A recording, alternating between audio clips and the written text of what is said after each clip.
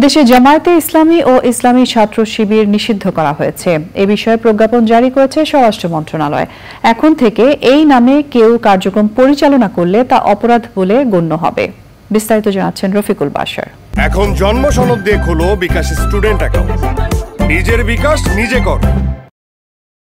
আওয়ামী লীগ নেতৃত্বাধীন 14 দলের সিদ্ধান্তের 3 দিনের মাথায় নিষিদ্ধ করা হলো বাংলাদেশ জামায়াতে ইসলামী, ইসলামী ছাত্র শিবির ও তাদের অঙ্গ সংগঠনের রাজনীতি। সন্ত্রাস বিরোধী আইন 2019 এর ক্ষমতা বলে তাদের রাজনীতি নিষিদ্ধ করা হয়েছে। এ বিষয়ে জারি করা প্রজ্ঞাপনে নিষিদ্ধের জন্য 3টি কারণ উল্লেখ করেছে সরকার। 1971 সালে মুক্তিযুদ্ধের সময় সংগঠিত গণহত্যা, যুদ্ধাপরাধ ও মানবতা বিরোধী অপরাধে দায়ী বলে গণ্য হওয়া, আপিল বিভাগে রাজনৈতিক দল হিসেবে নির্বাচন কমিশনের নিবন্ধন বাতিল হওয়া এবং সম্প্রতি সংগঠিত হত্যাযজ্ঞ, ধ্বংসাত্মক কার্যকলাপ ও সন্ত্রাসী কর্মকাণ্ডে সরাসরি ও উস্কানিতে জড়িত থাকা।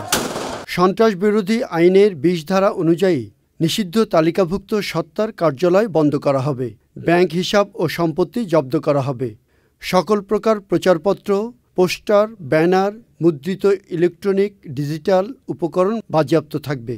তাদের সমর্থনে প্রেস বিবৃতির প্রকাশনা, মুদ্রণ ও প্রচার, সংবাদ সম্মেলন নিষিদ্ধ থাকবে।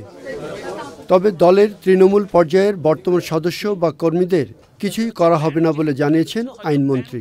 সরকার এই সিদ্ধান্ত নিয়েছে যে সন্ত্রাস বিরোধী আইনের 18(1) ধারায় জামাত ইসলাম এবং ইসলামী ছাত্র শিবির এবং তার অন্যান্য যে অঙ্গ সংগঠন সেগুলিকে সরকার নিষিদ্ধ ঘোষণা করিল এবং এটা সন্ত্রাস বিরোধী আইনে যে দ্বিতীয় তফসিল আছে সেইখানে সেই নামগুলো সেই তালিকাভুক্ত হবে। এই দলের আন্ডারে তারা রাজনীতি করতে পারবে না।